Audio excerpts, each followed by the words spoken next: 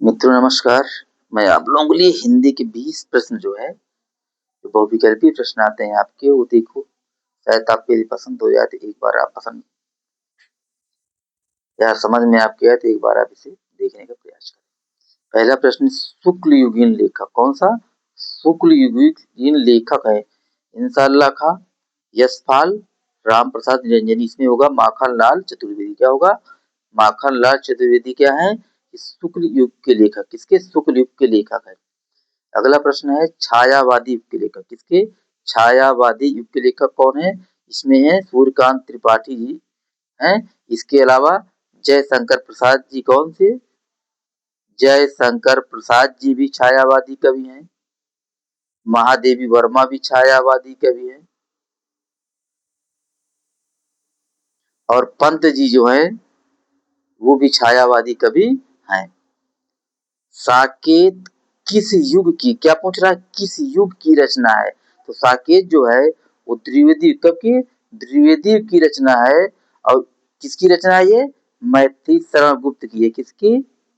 ये मैथिली शरण गुप्त जी की रचना है। साकेत जो है ये उर्मिला पर लिखी गई है, एक महाकाव्य है। किस पे? उर्मिला पे लिखा गया है। मैथिली शरण गुप्त की एक रचना है भारत भारती। अगला प्रश्न है, चलो चांद पर चले के रचनाकार कौन है? किसने लिखा है? जयप्रकाश भारती ने। किसने? ये जयप्रकाश भारती की रचना है चलो चांद पर चले।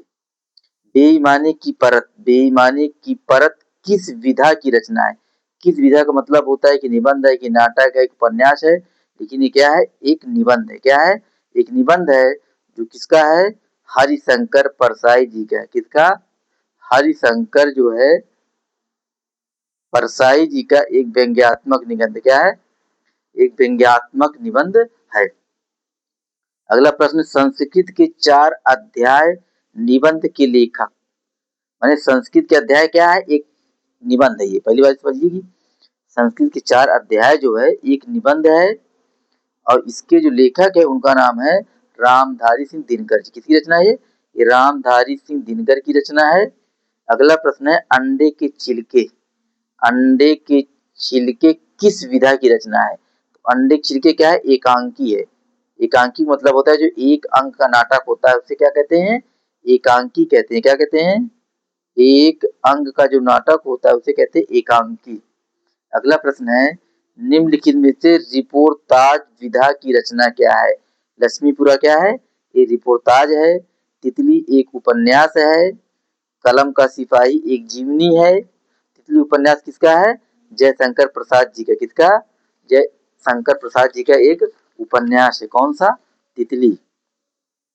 अगला प्रश्न है, महंगे महके आंगन चहके द्वार के रचयिता कौन है?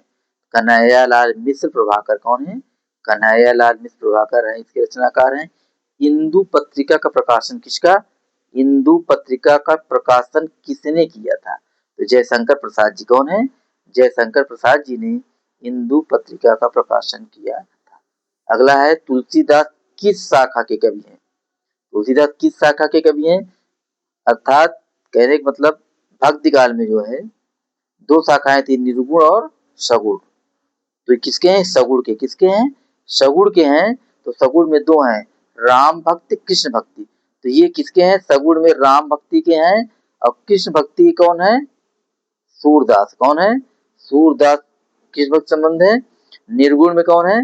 निर्गुण में जो ज्ञान मार्गी है। कौन से? ज्ञान मार्गी के हैं तुम्हारे कबीर। कौन है? कबीर जी हैं।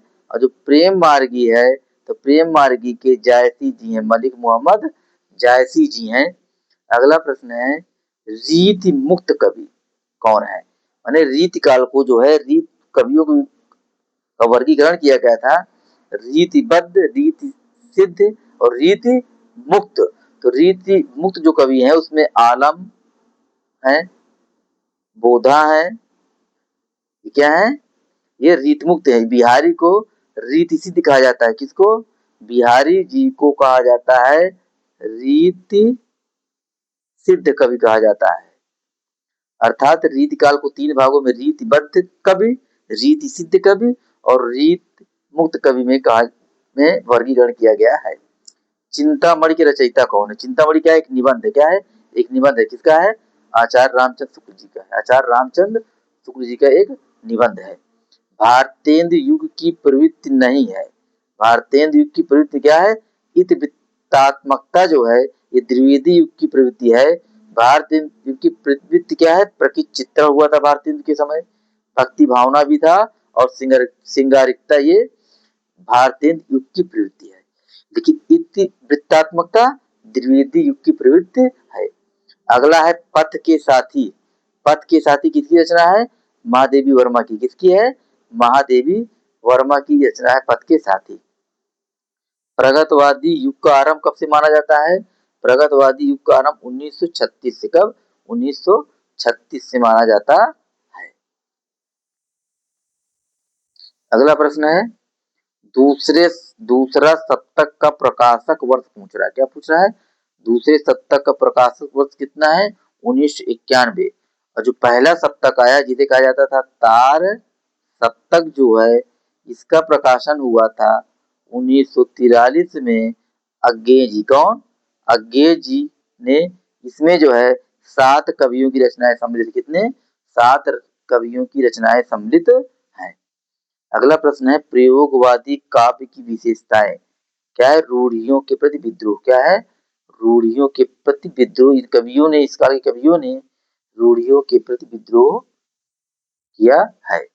वैदेही वनवास के रचनाकार कौन सा? वैदेही वनवास के रचनाकार कौन है? अयोध्या सिंह उपाध्याय हरिऔध। कौन है? अयोध्या सिंह उपाध्याय हरिऔध जी ने वैदेही वनवास को लिखा था। नई कविता कवि कौन है? नई कविता कवि है, अरे रे,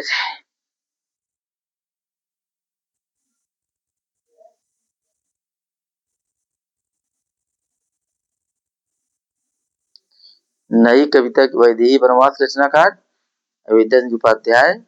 नई कविता के कवि कौन है? शमशेर बहादुर सिंह। कौन है?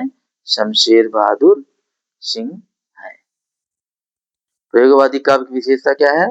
रूढ़ियों के प्रति विद्रोह। क्या है? रूढ़ियों के प्रति विद्रोह।